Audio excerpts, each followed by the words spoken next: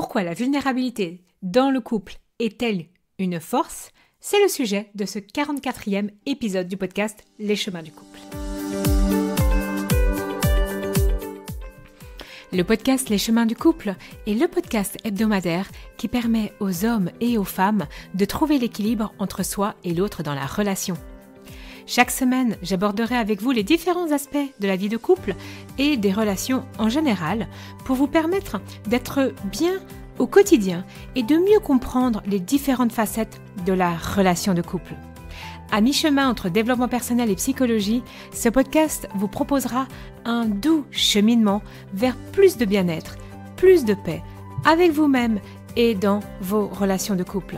Parce que tout est un apprentissage, y compris la relation à soi et aux autres, semaine après semaine, ce podcast sera à vos côtés pour améliorer votre quotidien et être vraiment plus épanoui. La vulnérabilité est souvent perçue comme un signe de faiblesse. Mais en réalité, pour ceux qui sont déjà des adeptes un petit peu du développement personnel, c'est une des plus grandes forces, surtout pour soi. Et dans la construction d'une relation de couple également. Alors souvent, vous avez déjà entendu parler de la vulnérabilité, mais dans la société, qu'est-ce qui est véhiculé? C'est que montrer sa vulnérabilité peut être contre-intuitif. Surtout dans le contexte relationnel où qu'est-ce que vous désirez? Vous désirez vous montrer sous votre meilleur jour. Alors je dis vous, je fais partie du lot aussi, bien évidemment. Mais pourtant, c'est ça qu'on va aller chercher. Cette authenticité, cette ouverture. Et c'est là-dedans que réside la clé pour avoir des relations plus profondes et plus satisfaisantes. Et là, lorsque on accepte de se montrer plus vulnérable, on invite aussi l'autre à une plus grande intimité et aussi à une véritable compréhension mutuelle, comme vous avez pu l'entendre dans l'épisode précédent.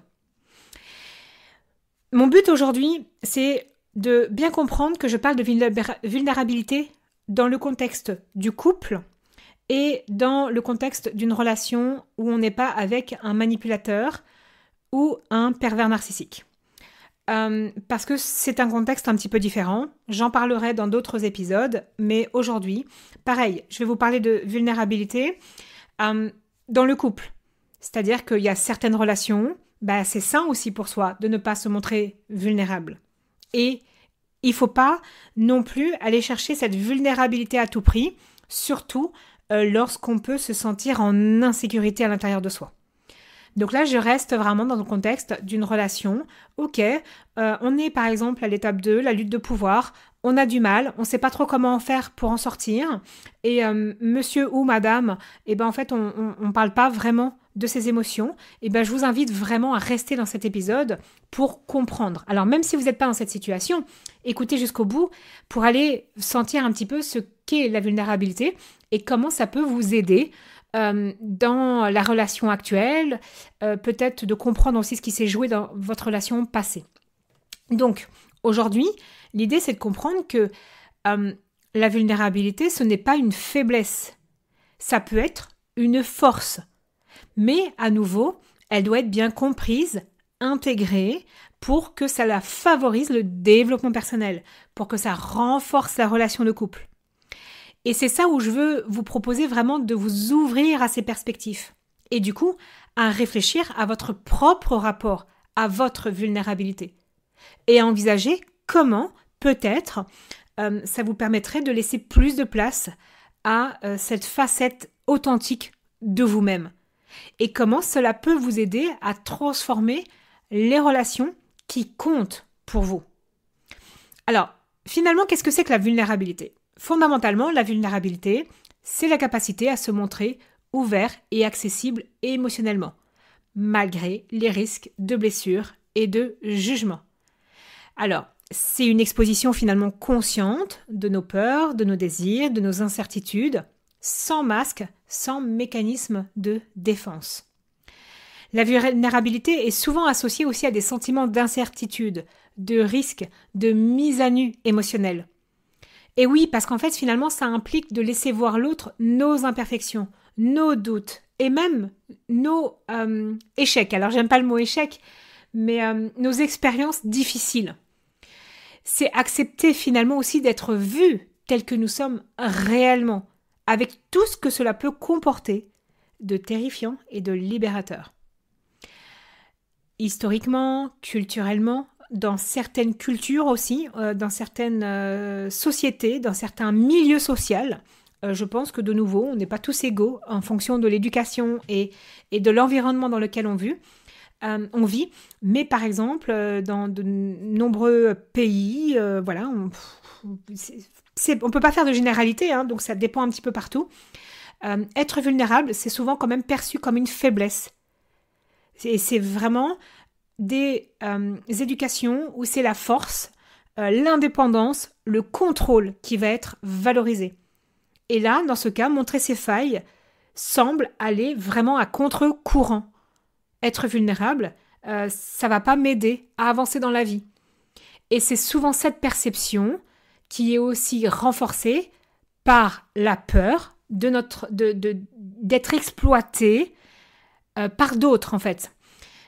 Et donc, ça va entraîner, en effet, une hésitation à s'ouvrir pleinement. Et c'est pour ça que là, je mets toujours un bémol et attention de sentir, de se faire confiance aussi dans quelle relation je vais me montrer vulnérable, dans quelle situation et avec quelle personne. Et c'est pour ça que je disais que quand on est dans une relation de couple vraiment avec un manipulateur ou un pervers narcissique ou même encore pire que ça, il faut peut-être pas travailler la vulnérabilité. Donc, pareil, il faut pas hésiter à un moment donné à se faire accompagner, soit thérapeute de couple. Vous pouvez aussi me contacter par rapport à tout ça, parce que il y a un moment donné, il faut doser les choses correctement. La société aussi, malgré tout, dans de nombreux contextes, va encourager la résilience, la force, l'autosuffisance. Et dès le plus jeune âge, on apprend que réussir, c'est ne pas se montrer faible. Et ça va créer de la pression pour toujours apparaître fort, inébranlable, même dans les situations où partager nos véritables sentiments pourrait être beaucoup plus bénéfique. Et d'un point de vue scientifique, la vulnérabilité a été étudiée vraiment sous plusieurs angles. Et en psychologie relationnelle, c'est souvent vu comme un catalyseur pour l'intimité et la confiance. Et donc, les recherches ont montré que lorsque les individus se montrent vulnérables, ils invitent non seulement à une plus grande ouverture de la part de leur partenaire, mais aussi à un renforcement de la confiance et de la connexion émotionnelle.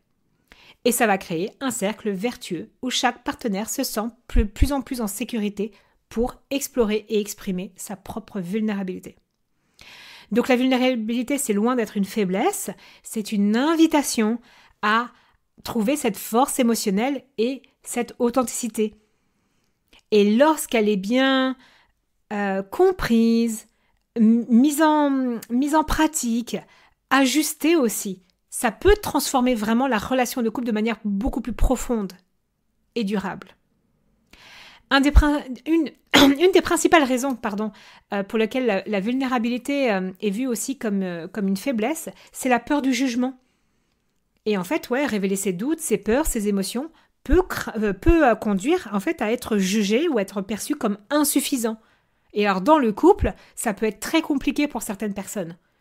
Et puis cette peur peut être aussi amplifiée par des expériences passées, où l'expression justement de la vulnérabilité a été accueillie négativement. Et là, on peut remonter très vite, souvent dans l'enfance, comment papa, maman ont accueilli les émotions, en fait, lorsque on était triste, lorsqu'on avait peur ou quoi que ce soit. Et le mythe aussi de l'autosuffisance prône que les individus forts et réussis sont ceux qui peuvent tout gérer tout seuls. Et cette croyance aussi dissuade les gens de demander de l'aide et de partager les luttes, les difficultés.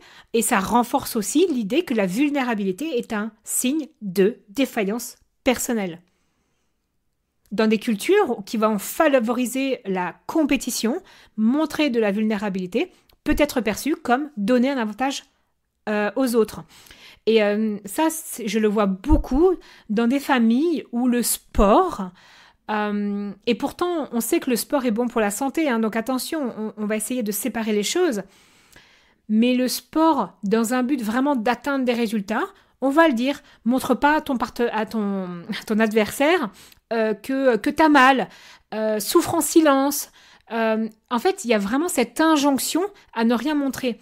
Alors, c'est ok, comme je le disais, de ne pas montrer sa vulnérabilité dans certaines situations. Le problème, c'est que un enfant, quand on le drive avec ça, il ne sait plus faire la différence, généralement, dans la vie de tous les jours et dans le sport, par exemple. Alors, j'ai pris un exemple pour le sport, mais c'est exactement pour la même chose pour, par exemple, pour ceux qui font de la musique, hein, où reste concentré, même si tu as peur, ne montre rien, fais ton concerto. Enfin, souvent, quand on veut que nos enfants aillent plus loin, on oublie aussi leur vulnérabilité.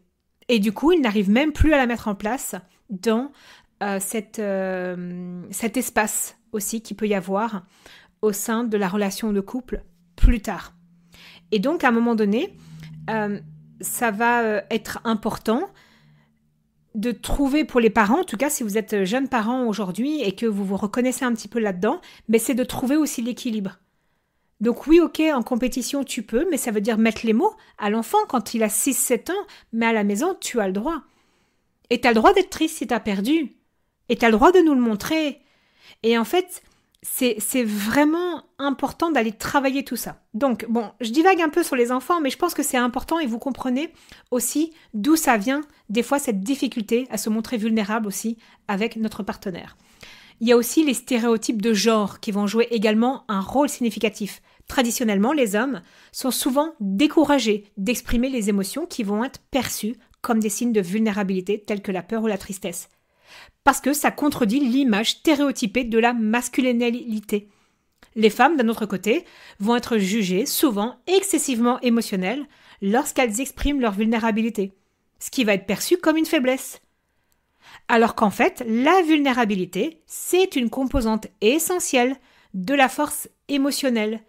Ça permet une compréhension plus profonde de soi, des autres. Ça favorise des relations plus authentiques, connectées. Et donc reconnaître la vulnérabilité comme une force demande un changement radical de perspective, non seulement personnel, mais aussi culturel.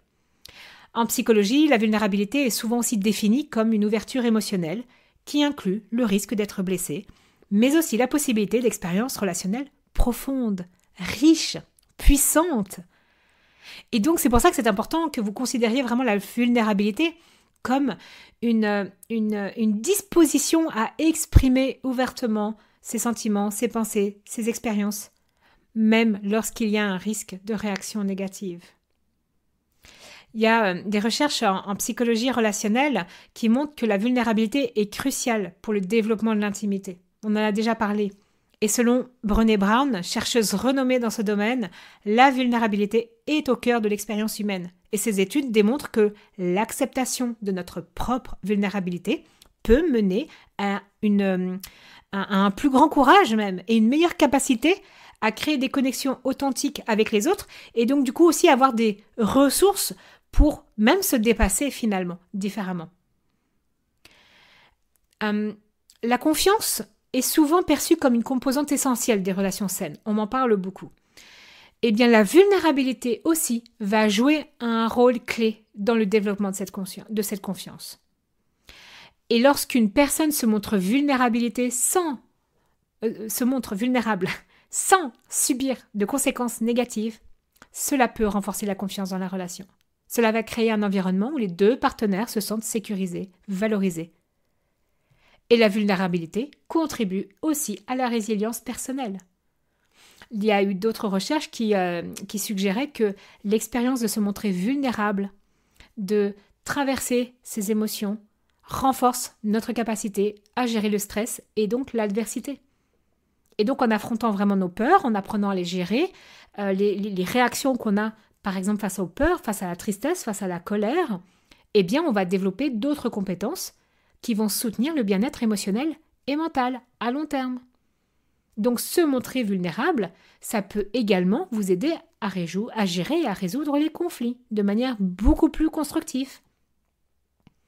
Parce qu'en fait, tout simplement, les partenaires, l'un et l'autre, quand vous partagez vos incertitudes, vos peurs, de manière transparente, vous pouvez aller aborder aussi le sujet des désaccords avec beaucoup plus d'empathie, de compréhension.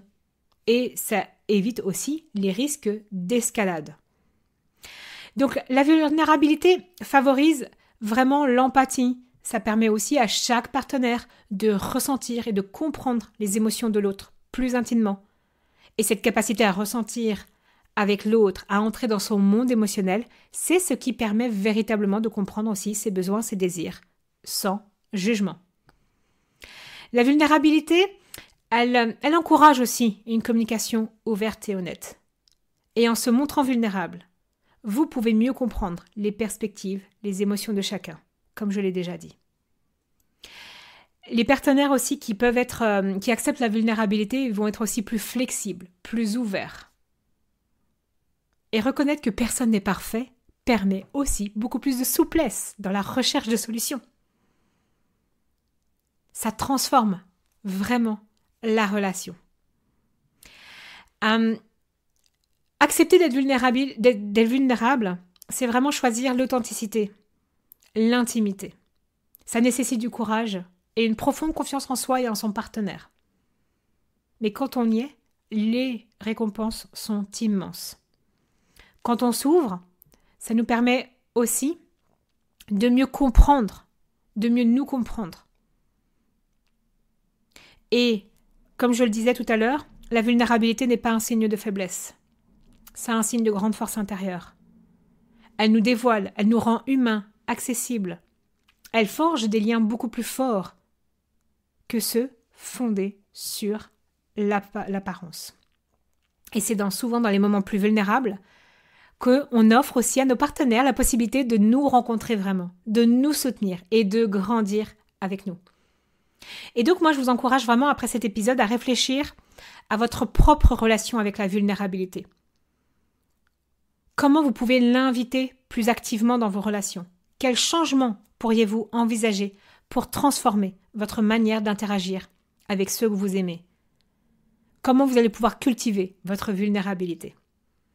Et maintenant, si vous êtes prêt à vivre une relation sereine et épanouie, à transformer la dynamique dans votre relation, je peux vous aider. Rendez-vous sur mon site www.celinedomecq.com ou dans les notes, vous avez un formulaire. Tout simplement, complétez-le et grâce à lui, je vais vous guider sur la meilleure formule pour vous accompagner. Et donc, si vous voulez être accompagné par moi, être soutenu dans votre démarche, grâce à mon processus unique qui allie des enseignements, un travail sur soi et des soins énergétiques qui a déjà accompagné des milliers de personnes, alors prenez le temps de remplir ce formulaire. www.celinedomecq.com/formulaire. Et si vous voulez continuer à écouter les ressources gratuites, mon podcast est là, vous pouvez le noter, donner votre avis, le partager aussi à votre entourage. Ça peut toujours aider au moins une personne. Si vous voulez aller plus loin, rendez-vous sur mon site www.celinedomecq.com. À très bientôt.